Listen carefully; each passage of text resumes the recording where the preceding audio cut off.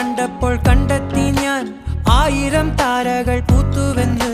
പിന്നെയും പിന്നെയും കണ്ട നേരം പുഞ്ചിരി പൂത്തുലഞ്ഞു. കാണാതെ വയ്യെന്ന തോന്നലായി